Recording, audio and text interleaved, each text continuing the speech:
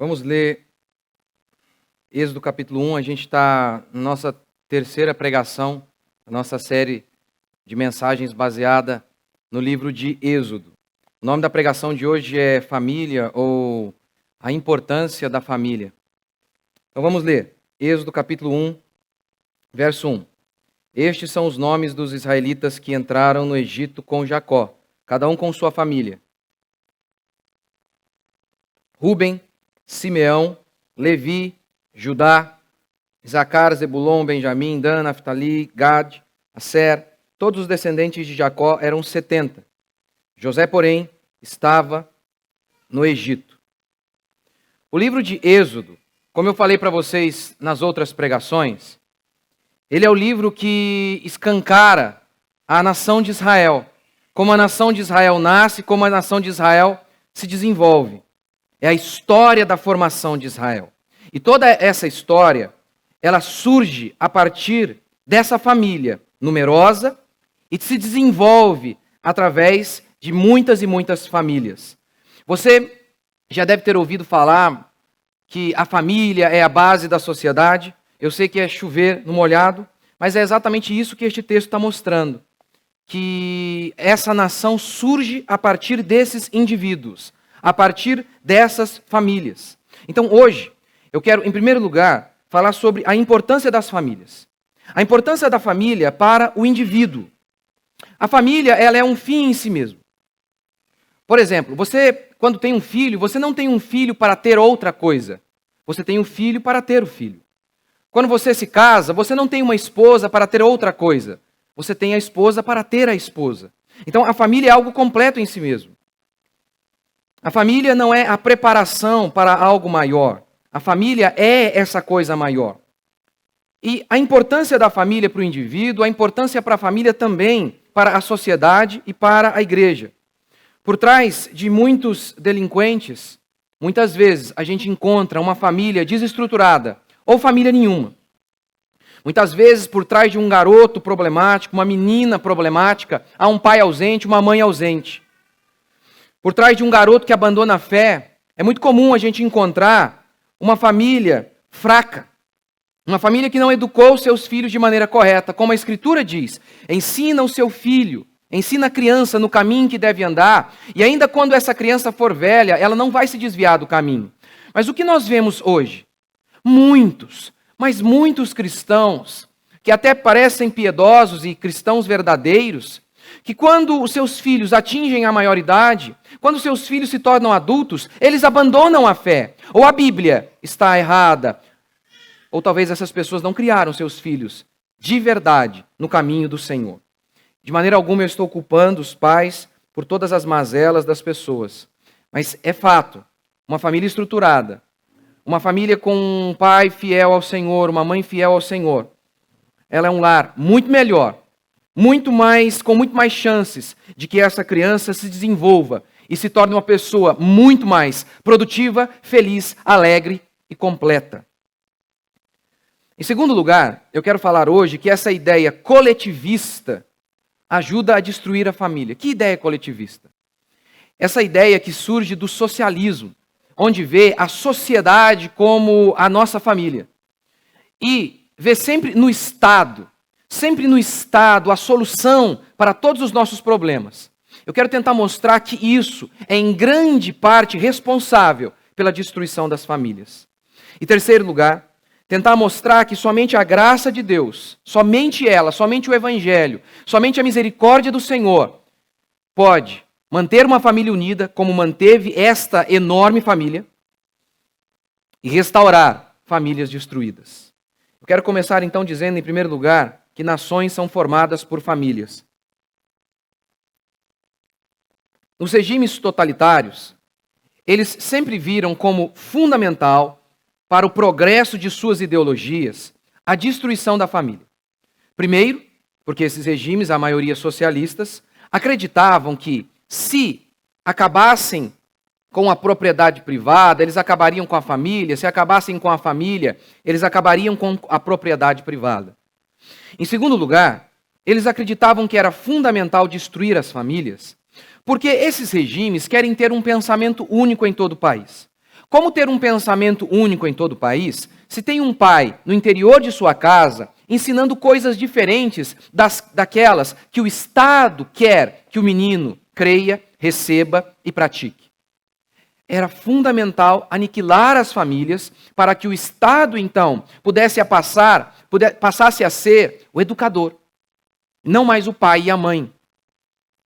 Além disso, esses regimes totalitários, esses socialistas, eles acreditavam que a melhor solução para o mundo era que o país, a nação, fosse uma grande família. A comunista, a esquerdista do Partido Democrata Hillary Clinton, ela escreveu um livro chamado A Aldeia. Nesse livro, ela mostra o seu ideal de sociedade, onde a sociedade inteira seria uma grande família.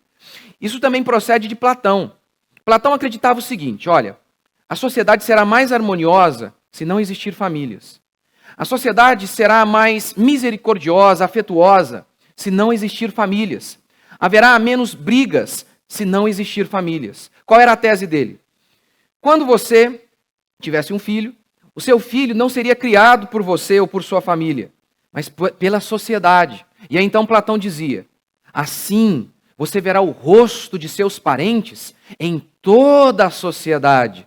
E a sociedade será amorosa. A sociedade será uma grande família. Em partes, isso está acontecendo exatamente agora. Quem cria os filhos não são mais os pais. Quem tem criado os filhos é o Estado. E veja se estamos melhores. Veja o estado de nossa juventude. Veja quão arrasada ela está, entregue às drogas. O suicídio já é a segunda causa de morte entre os jovens, angustiados, depressivos. Garotos, adolescentes já falam em depressão. Não estamos melhores, não estamos. Aqui em Êxodo, o que forma essa grande nação, Israel, é o indivíduo. É o indivíduo que dá cara para essa nação. Não é Jacó, que se transforma em Israel, Deus muda o nome dele para Israel, e dele sai o nome de toda a nação. É sempre o indivíduo que gera a nação. Não é a nação, não é o Estado que pode gerar o indivíduo. Não é o Estado que pode gerar famílias. Não, é o contrário. É a família que gera o Estado. É a família que gera uma sociedade. Cada um com sua família, diz o texto. Em Israel, havia leis seríssimas para a preservação do indivíduo e da família. Por exemplo, a lei do levirato. Caso um homem morresse sem deixar descendência, sem ter filhos, o parente mais próximo deste homem deveria então se casar com a viúva e suscitar descendência a esse homem. E aqui, só abrir um parênteses, não é bem o meu tema, quando as pessoas me perguntam se há na Bíblia uma ideia de que é dever ter filhos, são inúmeros os exemplos, esse aqui é mais um. Não houve filhos naquela casa, então havia uma lei para garantir que haveria filhos naquela casa. Preservação da família, preservação do nome. Ali havia também leis sobre a propriedade privada, para que a propriedade permanecesse na família. Se uma família empobrecesse muito e ela vendesse sua propriedade, ela poderia readquirir sua propriedade por meio de um parente próximo, o resgatador. Assim, nós vemos que em Israel havia toda uma preocupação com a preservação do indivíduo, com a preservação da família. Israel não via toda a nação como um purê de batata. Batatas que foram jogadas ali e perderam a sua identidade e se transformaram em uma só coisa. Não, era fundamental preservar cada identidade, cada família. Nas democracias modernas, talvez você ache que eu estou sendo filosófico demais, você já vai entender a implicação prática disso na sua vida. Nas democracias modernas, a força motora que move o país foi transferido das famílias para o Estado, do indivíduo para o coletivo. É isso que você nota em nosso país. As pessoas, elas não querem resolver seus próprios problemas. Elas estão sempre esperando que o Estado resolva. Sempre esperando que alguém faça por elas. Por exemplo, a educação é ruim? Fazer o quê? Vamos orar e esperar que o Estado resolva. Há alguém passando necessidade, ao invés de ajudarmos? Há algum vereador aqui na igreja para que a gente o contate? É sempre assim. Achamos que o Estado, que é só um prédio cheio de burocratas, pode resolver a nossa vida. E aí, ao invés de nos tornarmos agentes da nossa história, estamos sempre esperando que alguém faça alguma coisa. Que alguém nos salve, que o Messias, chamado Estado, resolva as nossas vidas. O Estado deveria ser como a Bíblia descreve no livro de Juízes. Esse período marca bem o que é o Estado. Nessa época, o Estado era apenas o juiz. Só isso. O Estado apenas julgava, só. Não provia creche, não controlava a economia, não determinava INSS, aposentadoria de ninguém. As praças, o lazer, não era ele. Ele era apenas um juiz. Como se fosse um jogo de futebol. O Estado deveria ser apenas o juiz para garantir, não direitos. Porque a palavra direitos, hoje, como a gente ouve falar, não tem nada a ver com direito. Por exemplo, o direito de ter saúde. Não, você não tem o direito de ter saúde se você não trabalha. Porque saúde custa. É necessário um médico. São necessárias vários gastos. Vários custos são dispendidos ali para que se faça uma cirurgia.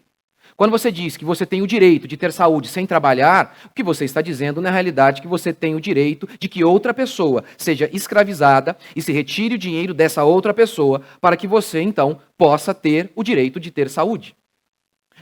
Porque assim, no Brasil, só por ser brasileiro, você tem direito. Não interessa se você trabalha e paga impostos ou não. Só por ser cidadão brasileiro, você já tem direito à saúde, o que é um absurdo. No Estado bíblico, o governo deveria ser apenas o juiz, onde ele garante o direito de que todos joguem e ninguém seja trapaceado. Essa é a função do Estado. Mas no Estado brasileiro e nas democracias modernas, o Estado, ele não é só o juiz da partida, não. Ele é o atacante, o zagueiro, o bandeirinha, a torcida, ele é tudo. Da creche ao asilo. Tudo é o Estado quem faz, e nós acreditamos mesmo que é ele quem deve fazer. Isso é chamado hoje de estado de bem-estar social, onde o Estado é o agente para prover tudo o que nós precisamos. Desde a mais tenra idade até a velhice, o Estado é que deve fazer tudo. O Estado é como uma espécie de Deus. Está onipresente, ele é onipresente. Está presente em toda a nossa existência. Veja se não. Nas ruas, ele que asfalta. Na creche, na escola, na pracinha, o lazer é ele. Na velhice, é ele quem cuida de nós, o INSS. Tudo é o Estado. Uma vez, a jornalista estava cobrindo deslizamento de terra no Rio de Janeiro. Soterramento lá, muitas casas foram soterradas. E aí, perceba o que disse a jornalista. Aqui, o Estado não chegou. Está vendo? Para ela, a solução para todos os problemas é sempre o Estado. Sempre ele quem vai resolver a nossa vida. Durante as Olimpíadas, no Brasil, os Estados Unidos, como sempre, em primeiro lugar. Ele que ganhou mais medalhas. E aí os jornalistas brasileiros tentando explicar isso. Já que o governo investiu tanto. Vai ao Rio de Janeiro, por exemplo. Vá lá. Todas aquelas construções paradas hoje. Eu estava passando em lá no... Eu não lembro, o nome é Centro Olímpico? Não lembro. Meu amigo, minutos andando. Minutos passando em frente a um mar de concreto. Vazio e parado. Porque assim, os burocratas não estão nem aí. Eles não estão nem aí, porque sabe que é a gente que paga a conta. E aí os jornalistas explicando por quê. Por que os Estados Unidos, eles ganham mais medalhas? Olha a solução dele. é que aqui a gente tinha que ter um Ministério do Esporte mais forte. Mais forte para investir mais.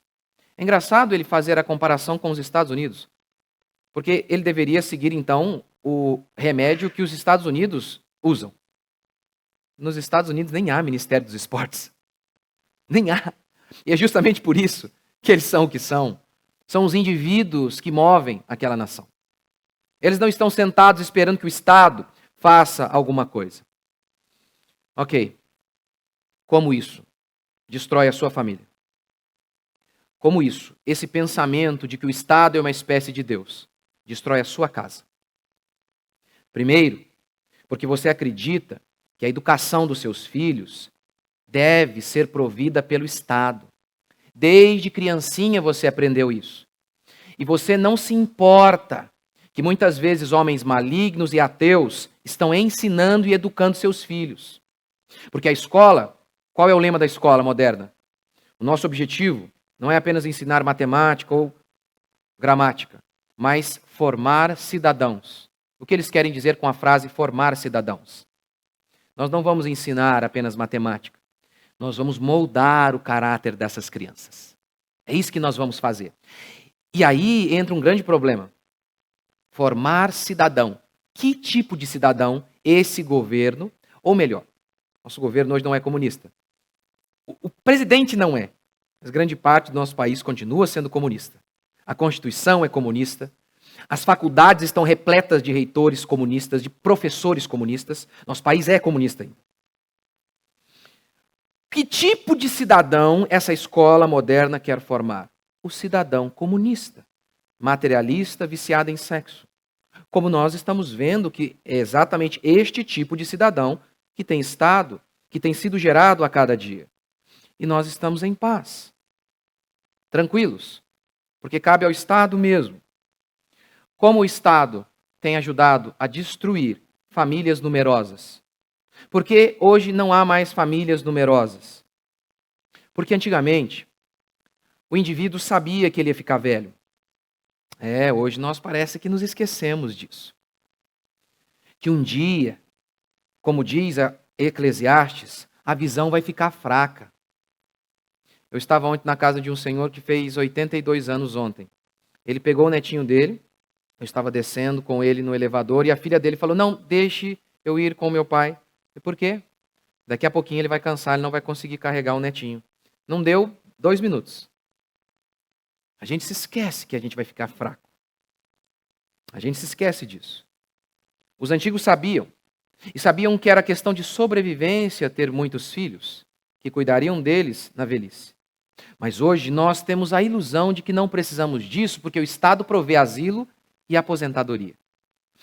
O problema é que você não é uma máquina. E você não precisa somente de comida e de um teto. Você tem uma alma. A gente precisa de abraço, de amor. É por isso que a Bíblia diz que Davi, sendo velho, pegaram uma mocinha que dormia com ele para trazer calor a Davi. Espertinho também, né? Disse o texto que era a mais bonita. Eu não entendi por quê. Porque calor podia ser com qualquer uma, né? A feia também traria calor para o rei. Mas era a mais bonita do reino. Não sei. Não sei se um cabelo bonito traz mais calor. Nós aprendemos a ser... Engraçado, no estado coletivista, ao mesmo tempo eles nos ensinam que nós não dependemos de ninguém, não é? As feministas disseram isso para nós. Você não precisa de ninguém. Não há nada mais estúpido do que isso. Deus basta a si mesmo. Para Moisés ele diz, eu sou, apenas isso. Eu sou o que sou, Moisés. Esse é o meu nome, eu sou. Acabou. Eu não sou assim. Eu tenho que dizer algo depois do eu sou. Eu sou pai. Eu sou filho. Filho do meu pai, filho de Deus.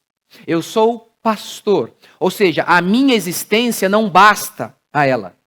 Eu preciso de um filho, de uma ovelha, de um Deus para definir quem eu sou.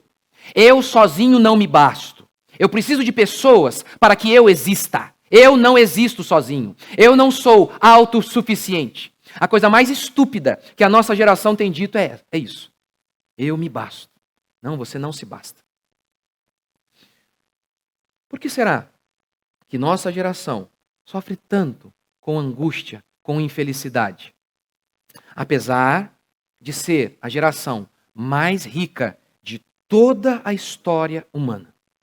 Theodore Darimpon fala que um britânico médio vive um tipo de vida que faz um rei, um monarca absolutista francês de épocas passadas, sentir inveja.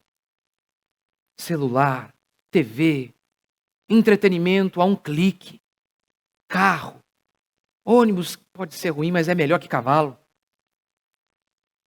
Somos ricos comparado com toda a história humana. E é talvez a geração mais depressiva, mais suicida de todos os tempos. De todos os tempos. Porque não há famílias. As que existem são pequenas, e as que são pequenas estão valorizando inúmeras coisas, menos os próprios relacionamentos. Agora, o que explica essa família? 70 pessoas, 12 filhos de Jacó. 12, gente, era criança aqui. O que explica que essa família numerosa tenha chegado aqui, unida? Só há uma explicação: a graça de nosso Senhor Jesus Cristo. A graça que esses homens receberam e a graça que eles concederam. Só há uma coisa que explica por que esse povo, Rúben, Simeão, Levi, Judá, Benjamim, só há uma explicação do porquê esse povo chegou até aqui. Eles foram perdoados e eles perdoaram. Essa é a solução para pecadores. Essa é a solução para a sua família. Essa é a solução para a nossa igreja. Onde houver pecadores, tem que existir graça, misericórdia. A graça que perdoa os pecadores. É isso que nós vemos aqui. Homens são malignos, depravados, cheios de vícios, preguiçosos, egoístas, materialistas. A não ser que aconteça um milagre, a não ser que o Espírito Santo venha e opere um milagre, seja uma civilização ou qualquer família, estão fadados à desgraça. O governo, na melhor das hipóteses, ele tem apenas uma função negativa. Ele existe apenas para impedir que o mal prospere. Ele não pode produzir o bem, é o que Paulo diz.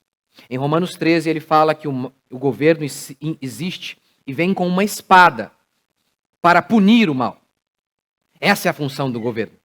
Punir o mal, não produzir o bem.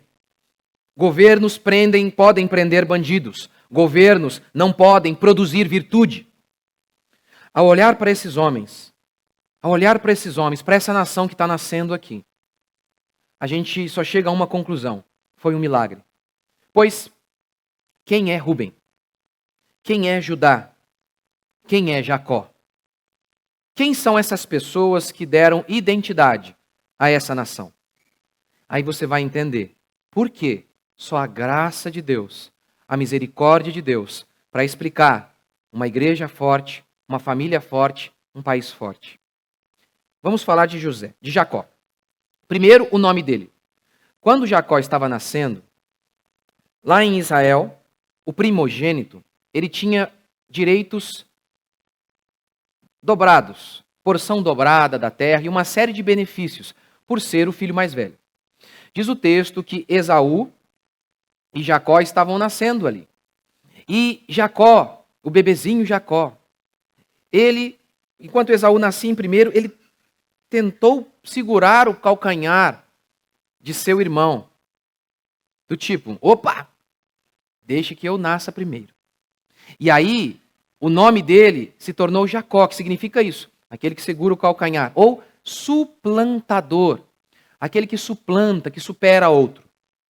E por meio de sua história, nós vemos que ele suplantou várias vezes, mas via trambique. Via trambique. Em uma outra oportunidade, seu irmão Esaú seria abençoado por seu pai. E aí, para o seu pai Isaac.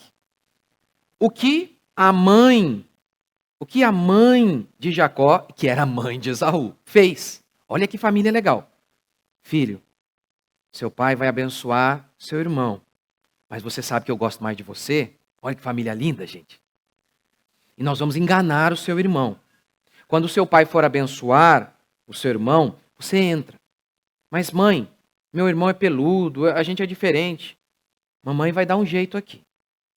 Vamos pegar alguma coisa, colocar uns pelos falsos aqui em você. Diz o texto, então, que enganaram o pai, a mãe enganou o pai, o marido, a mãe enganou o filho, e Jacó abençoou Jacó. Isaac abençoou Jacó. Diz o texto que quando Esaú chegou, ele disse, pai, me abençoa.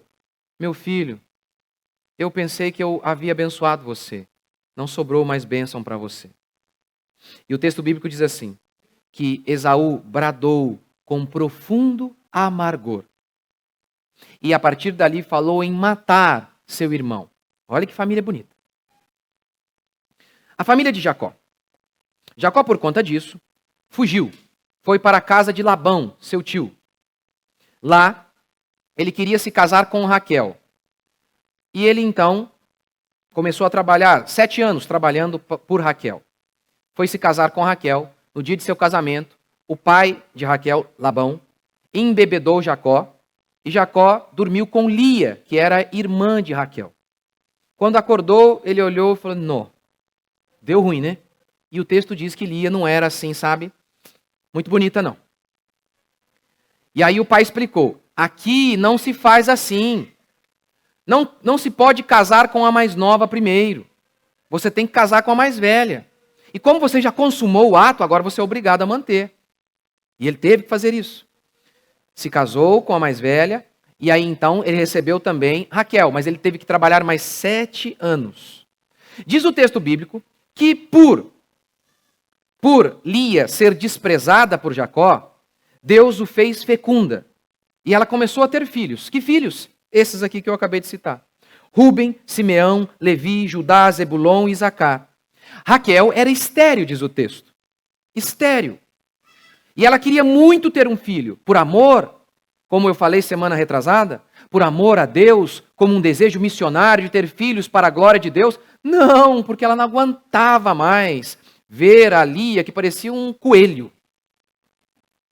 Não aguento mais. Aí sabe o que ela fez para ter filho? Já que ela era estéril, fertilização in vitro. Ela pegou a serva dela e falou para o marido dela, dorme com a minha serva. Que coisa. E aí sabe quem nasce? Um desses aqui, ó. Dan, Naftali. Um dos 12 patriarcas das 12 tribos de Israel. É daí que nós viemos. Dessa família torta. Diz o texto que em outra oportunidade, Lia não estava tendo mais filhos. O que ela fez? Mais uma vez, a brilhante ideia de pegar sua serva e falar para seu marido, adultera aqui, meu amor. Adultera aqui. O texto bíblico diz que Isacar nasce de uma maneira ainda mais interessante. Mais interessante. Lia possuía mandrágoras, que eles acreditavam que tornava a pessoa mais fértil. Raquel então disse assim, olha, passe-me as suas mandrágoras, eu quero. E Lia falou, não vou. Não, venda-me. Dê um preço. Sabe qual foi o preço? Dormir uma noite com Jacó. Diz o texto que então Lia vai lá e fala para Jacó, assim ó, eu te aluguei. É quase uma prostituição. Só não é porque... Calma que a história não acabou. Tem mais tragédia aqui. Jacó se tornou muito próspero. Muito próspero porque Deus o abençoava. Jacó estava para voltar para sua terra. E ele então combinou com Labão. Labão, vamos fazer assim.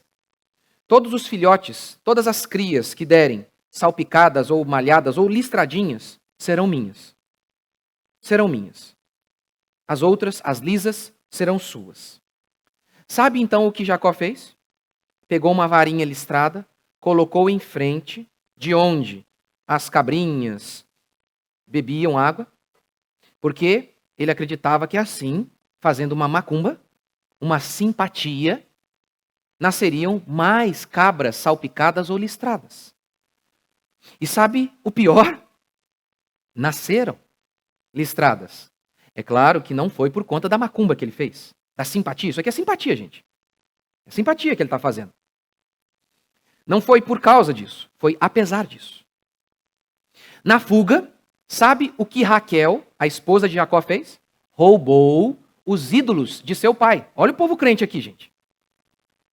Idólatra. Roubou os ídolos de seu pai.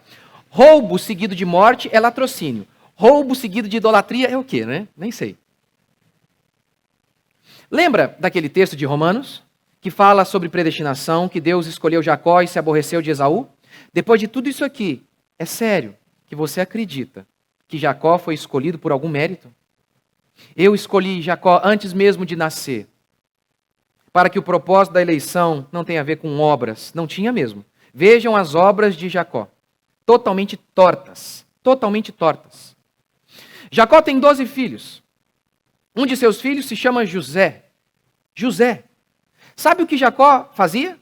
Diz o texto que ele era explícito ao demonstrar mais amor por um de seus filhos.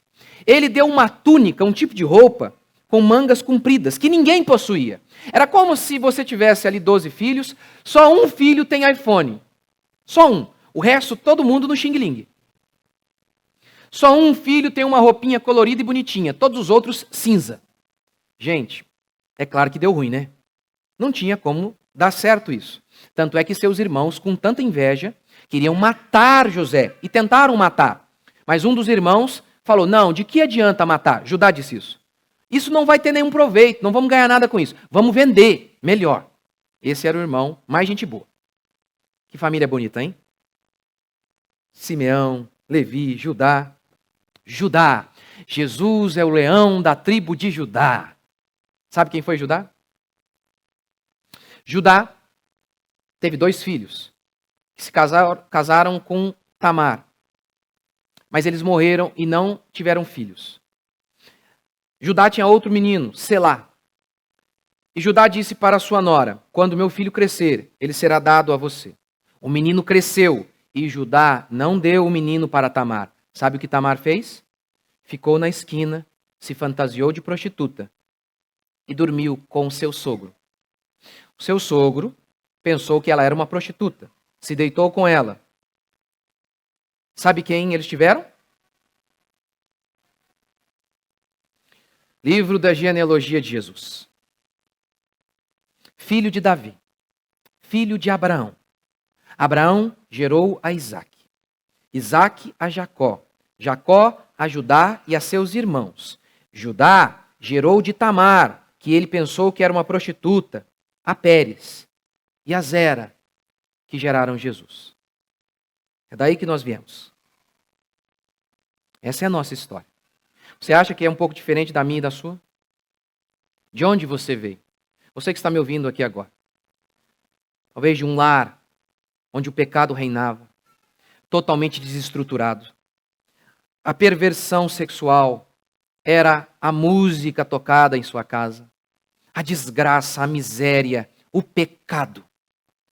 É daqui que a gente surge. É desse povo, para a gente se lembrar que nós estamos aqui não por conta do que nós somos, mas por conta do que Deus está fazendo na nossa história. Porque a graça de Deus veio sobre nós. Porque a misericórdia de Deus nos alcançou, sendo nós podres, pecadores, indignos. Deus não nos escolheu porque viu uma coisa boa em nós. Não, mas a sua graça veio sobre nós. Você pode ter vindo de uma família desestruturada, perdida, ter uma vida de pecado, mas se você crer, se você se arrepender, a graça de Deus é sobre você. Ele fez isso com esses homens. Pode fazer com você hoje mesmo. E é por isso que eles estão aqui. É por isso que nós estamos aqui. A graça de nosso Senhor Jesus Cristo. Mas em segundo lugar, se em primeiro, o que explica essa nação estar de pé é Deus mudando a vida desse povo. É Deus perdoando esse povo. É Deus restaurando esse povo. É Deus consertando esse povo. Se isso tem a ver com a graça que eles receberam, em segundo lugar, isso aqui tem a ver com o fato de que eles concederam graça. Esse povo se manteve unido. Essa família se manteve unida. Porque o milagre de Deus entrou naquela casa, transformou aqueles pecadores. E em segundo lugar, eles concederam graça uns aos outros. E aqui vou contar a história de José. José foi vendido por um de seus irmãos para o Egito. Por todos os seus irmãos para o Egito, como escravo. Diz o texto bíblico que eles chegaram com a túnica encharcada de sangue. Mataram um animal, pegaram o sangue do animal e encharcaram a túnica. E chegaram para o pai, Jacó, que amava José mais que os outros. E falaram, não é essa a túnica de seu filho? Note isso, é isso que o texto diz. Eles não falaram assim, ó, não é essa a túnica de nosso irmão? Não, não é a túnica de teu filho, é teu filho. Primeiro, a crueldade que eles tiveram com José. Mas o pior de tudo é a crueldade que tiveram com o pai, porque eles mataram o menino para o pai. Eles não hesitaram em chegar e transmitir para o pai a perda do filho. Não hesitaram. Diz o texto que eles tentaram consolar Jacó, mas Jacó retrucou assim, não quero que me consolem. Chorando, descerei ao meu filho até a sepultura. O que ele quer dizer com essa frase? Não me consolem. Eu vou chorar até morrer. Não me consolem. Quem tem filho sabe quão cruel é isso aqui. Quão cruel eram aqueles irmãos. Mas José se transformou em um homem poderoso, príncipe do Egito. A fome veio na terra. Agora, aqueles irmãos foram ao Egito ao ouvirem que ali havia pão e se ajoelharam diante de José, como José havia previsto. José teve um sonho que eles, como um feixe, eles se dobravam diante de José. E por isso, eles ficaram com raiva de José e tentaram matá-lo e venderam-no como escravo. Agora aquilo aconteceu. Eles se ajoelharam diante de José, mas não reconheceram que era José. Primeiro, pelo motivo óbvio de que há muitos anos não o viam. E em segundo, porque José estava todo ali vestido como um egípcio. Nesse momento, José os reconhece e diz assim, não, vocês não querem comprar comida. Vocês são espiões. Vieram para espiar a terra, para ver as fraquezas da terra. Vocês falaram que vieram até aqui e que há um irmão que ficou lá atrás, que era o irmão de José. Irmão de pai e de mãe. Irmão mesmo. Olha, Benjamim ficou para trás. Ficou para trás. Então, diz o texto bíblico, que ele falou, não, vocês estão mentindo. Vocês estão mentindo. Eu não acredito em vocês. Eu não acredito em vocês. Vamos fazer o seguinte. Fique um aqui. Um homem vai ficar aqui, um de vocês. Vocês podem ir embora e tragam esse menino. E aí então eu vou acreditar em vocês.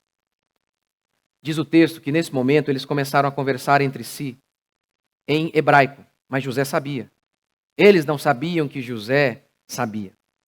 Eles disseram assim, a culpa do sangue de nosso irmão está nos perseguindo. E aí José foi chorar. José já começava a ver uma manifestação de arrependimento naqueles homens. Eles foram embora. Chegaram na casa de seu pai Jacó, contaram tudo o que aconteceu. Depois de comer tudo, eles falaram, temos que voltar. E aí uns disseram, não dá. O pai falou, vocês têm que voltar. Não dá. Se não levarmos Benjamim, o homem não vai nos receber. Não vai nos receber. Depois de muita insistência, Jacó permitiu. Lá eles chegaram. Diz o texto bíblico que José, ao ver Benjamim, começou a chorar profundamente. Então, ele enviou seus irmãos de volta para casa, com muito cereal. Mas ele teve uma estratégia para saber se seus irmãos haviam se arrependido mesmo. E sabe o que ele fez? Colocou uma taça de prata na sacola, no saco de seu irmão Benjamim. E aí então enviou o exército egípcio, dizendo: vocês nos roubaram. E os irmãos disseram: jamais, jamais. Roubaram sim.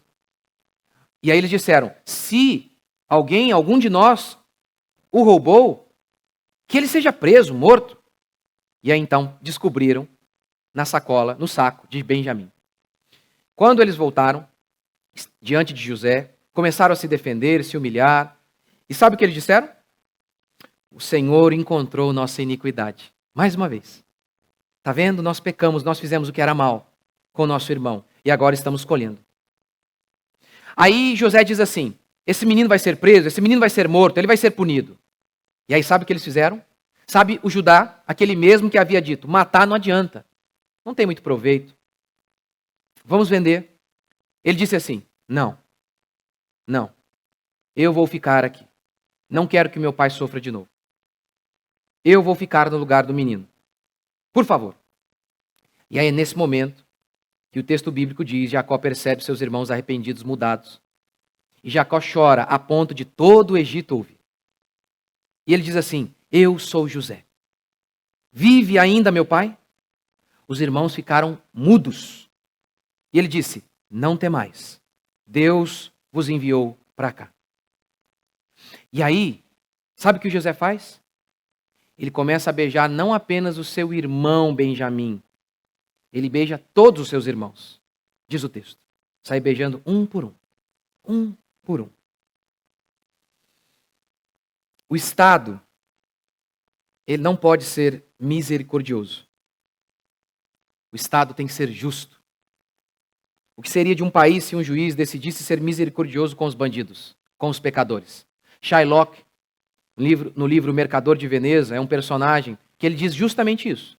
Ele quer que se faça justiça, que o Estado execute justiça, arrancando uma libra de carne de Antônio. Porque ele diz assim: se não cumprirmos o que foi contratado, o que foi combinado em contrato, a própria estabilidade econômica de Veneza vai se perder. Imagine mesmo, se o Estado começasse a exercer, quer dizer, ele faz isso com bandido, né? Ele faz. Por isso que nosso país é um caos. O Estado não pode ser misericordioso. O Estado tem que ser justo. A misericórdia é algo que existe numa família, numa igreja, numa comunidade. Essa família se manteve de pé, porque José perdoou. Nessa família houve traição, um pai que ama um filho mais que o outro, crueldade, inveja, adultério, prostituição. Teve tudo que você imaginar. Inveja, quase assassinato do irmão. Teve tudo. E por que esse povo se manteve de pé? Por quê? Graça de Deus. A graça de Deus que os transformou. A graça de Deus que os ajudou a perdoar o próximo. Se você não ama sua família, você não ama ninguém. Você não ama ninguém. Porque na sua família você é o que você é. Aqui você pode usar uma máscara. Na sua casa você é o que você é. Se você não consegue amar o seu pai, se você não consegue amar o seu irmão, você não vai amar ninguém. Ninguém mesmo. Você pode gostar de uma moça por um momento, porque você está apaixonado e louco para dormir com ela. Mas depois, você vai voltar a ser aquele mesmo panaca de antes. Porque se você não ama aquele que é sangue do seu sangue, meu querido. É ridículo uma pessoa que fala mal do pai. Eu não confio. Se ele fala mal do pai, você acha que não vai falar mal de mim? Não vai falar mal de mim. Hoje a gente vê isso, jovens na internet, falam mal do pai, não sei o que lá. Eu penso, rapaz, o cara o sustenta. Pode ser um traste, mas põe o pão na mesa dele. E ele fala mal do pai. E de mim, o que ele vai falar? Empregadores que têm um mínimo de lucidez olham isso e falam, esse cara eu quero longe. Longe. A sua família, seu pai pode ser um traficante, um vagabundo. Se a sua família é boa, fale dela. Se o seu pai não presta, então não fala nada. Se os seus irmãos são bons, falem bem deles. Se eles não valem nada, então não fala nada. Não fale nada. Se a gente não conseguir amar aqueles que são nossos, nós não vamos amar ninguém. Ninguém. Relacionamentos que perduram, pessoas que vivem bem, É porque perdoam. Perdoam, perdoam. Pais precisam perdoar filhos. Filhos precisam perdoar pais. É impressionante hoje nas igrejas. É impressionante. Inúmeras pessoas, ao ouvirem um assunto que elas discordam, elas dizem, aqui eu não piso mais. É óbvio que é uma mentira. Elas não estão preocupadas com a verdade. Elas não querem mesmo frequentar uma igreja e servir a Deus. Um erro, e elas dizem, aqui eu não volto mais. Eu fico pensando, imagine que eu fique aqui até morrer, espero, desejo, 40 anos como pastor. Esperar que eu nunca erre, tanto no púlpito quanto no dia a dia, é um absurdo. Só que com a diferença de que os meus erros são vistos e os seus nem sempre. Mas em 50 anos, se eu também tivesse o mesmo padrão para você, se eu souber que um dia você perdeu a paciência, é que essa é a diferença. Às vezes você me vê perdendo a paciência e eu não te vejo. É impressionante. As pessoas que estão aqui nessa igreja há anos e anos e anos, não estão porque dizem, não há pastor como o nosso pastor. Não é isso. Não há irmãos como esses irmãos. Não, não é por isso. Nós temos nos mantido unidos porque perdoamos e perdoamos. Mutuamente. Mutuamente nos perdoamos. Famílias se mantêm assim. Famílias se mantêm de pé porque se perdoam. Porque relevam. Você sabe, as pessoas são diferentes. As pessoas são diferentes. E às vezes o que você acha que é irritante no seu pai, o seu pai olha para você e acha que o que você faz diferente dele é irritante. Veja, por exemplo, meu pai. Meu pai é diferente. Eu estava na casa do meu pai, domingo retrasado, sei lá que dia. Eu estava vindo para o nosso culto aqui de manhã e ele indo para o culto dele. E eu me visto assim, né? Eu tô chique, né? Vocês viram? E o meu pai não, ele é simplão. E eu tô lá, sapatinho, engraxadinho, roupinha bonitinha. E ele com uma calça feia, simples, uma camisa simples. Eu, pai, o senhor não vai assim não, né? Não, vou colocar a camisa por dentro. Não, e falou sério. Não, imagina, que isso? As pessoas são diferentes. Meu irmão é diferente de mim. Minha esposa é diferente de mim. E às vezes, tinha dia de eu chegava e falava com a minha esposa. Nossa, o Fernando é chato, né? Tem hora, né? Nossa, que cara. E aí, talvez ele estava lá na casa dele, falando para Paula. Nossa, meu irmão, viu? As pessoas são diferentes. Então a gente precisa aprender a conviver com as chatices diferentes. Chatices. Porque, sabe, é a família quem nos mantém. Nesse exato momento, agora mesmo. Mesmo o meu irmão correndo um risco de ter um baita problemão, ele está fazendo algo que está protegendo a minha família. É isso que família faz. É isso que família faz. Mas as pessoas hoje, elas são intolerantes. Totalmente. Por isso, vão morrer sozinhas, depressivas, angustiadas. Angustiadas, porque Deus já disse, não é bom que o homem viva só. Ele não falou isso? Se você não aprender a perdoar, você vai morrer sozinho. Veja como essas pessoas que não perdoam são chatas, ranzinzas, complicadas. Temos que aprender a perdoar nossos pais, aprender a perdoar nossos filhos, porque filhos também têm o dom, como tem o dom de machucar os pais, como tem. Estava na casa de uma senhora, 72 anos, o marido dela 82, e ela contando, a filha do lado, 40 e poucos anos, e ela contando a história, muito engraçada. Minha filha com 8 anos, chegou na apresentação da escola, 8 anos, gente.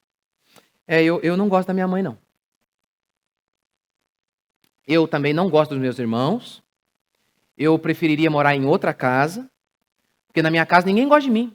Ninguém liga para mim, não. E começou. A senhorinha, 72 anos. Quantos anos isso tinha acontecido? E ela contando para mim ali, né? Isso até hoje me marca. Falei, quase chorando ali já. Filhos fazem isso. Fazem. Nós também pecamos. Às vezes, pais acham que não pecam, não é?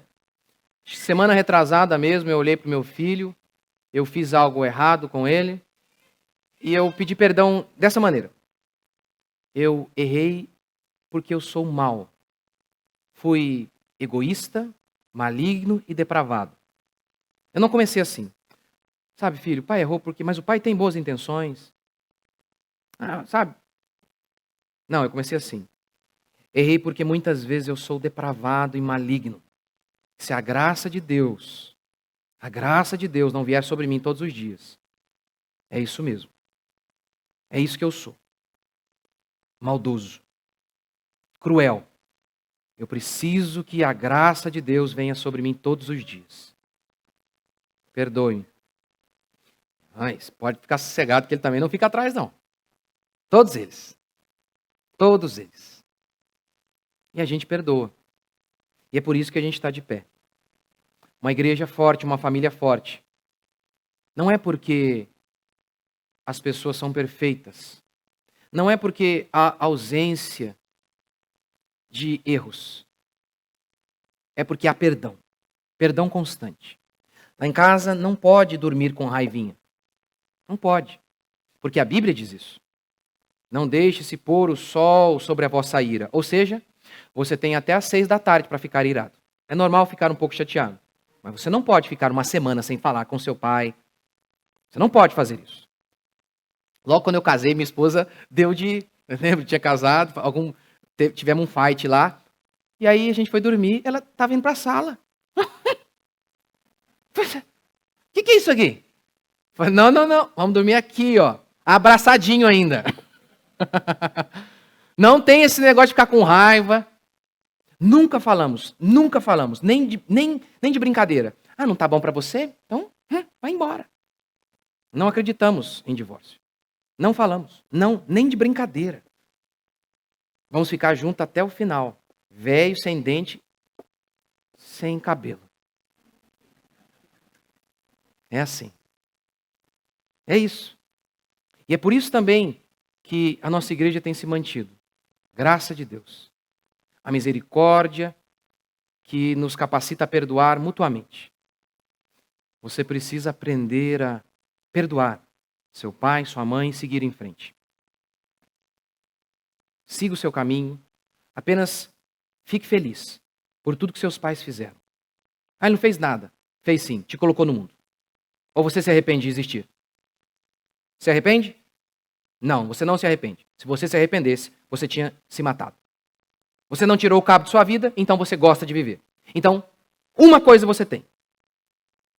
A existência que você deve a Ele. Perdoe-o, siga em frente. Você não pode ter uma vida feliz e plena e próspera. Você não vai ter um casamento abençoado se você, por qualquer coisa, você se chateia. Se diante de qualquer erro, você diz, não presta mais para mim. Não presta. Essa igreja não presta mais. Esse pastor não presta mais. Não presta mais. Há pessoas que uma repreensão, não volto. Mesmo que seja amorosa e que a pessoa esteja errada, não volto mais. Vão morrer sozinhas, miseráveis, chorando no banheiro. É assim.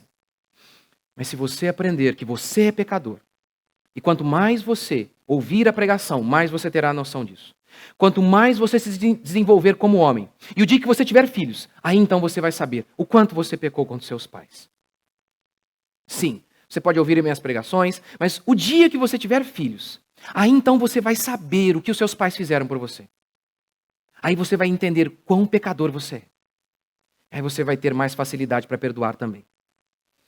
A misericórdia do Senhor se renova sobre nós a cada manhã. É por isso que nós não somos consumidos. Se a graça se renovar na sua família todos os dias, seu casamento não vai ser destruído. Se a misericórdia do Senhor se renovar sobre nós, sobre a nossa igreja, então nós permaneceremos unidos e fortes. Se aprendermos a perdoar uns aos outros constantemente, então permaneceremos fortes. E aí então seremos fortes, nascerá uma igreja forte, um povo forte. Seremos prósperos, felizes e alegres. Hoje eu me levantei e eu penso se há alguém que eu tenho raiva. Não. Não. Quem me ofendeu, já fui lá, conversei e resolvi. Eu me levanto em paz.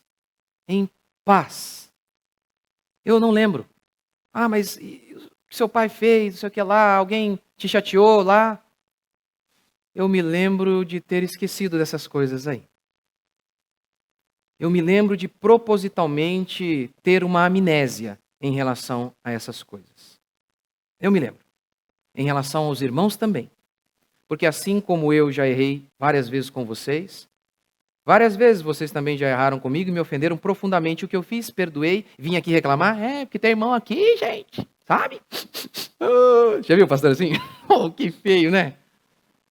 Qual vez eu vim aqui e reclamei de vocês? Qual vez eu fiz isso? Não, não fiz.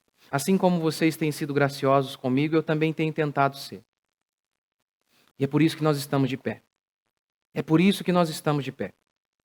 Para encerrar, hoje mesmo, estava me lembrando de um irmãozinho, uma irmã aqui de nossa igreja, que está aqui, acho que há 15 anos. 15 anos. E uma vez, eu fui tão injusto com ela, tão errado, tão maligno, tão maligno. Isso eu acho que já faz uns 8 anos. E hoje ela estava aqui mais uma vez. Por quê? Só tem uma explicação. Graça de Deus. Um coração cristão, cheio de misericórdia e perdão, que me perdoou e insistiu. É por isso que nós estamos aqui, é por isso que a minha família está aqui, é por isso que a sua família também vai estar, se você for gracioso, misericordioso com aqueles que estão ao seu redor. Vamos ficar de pé.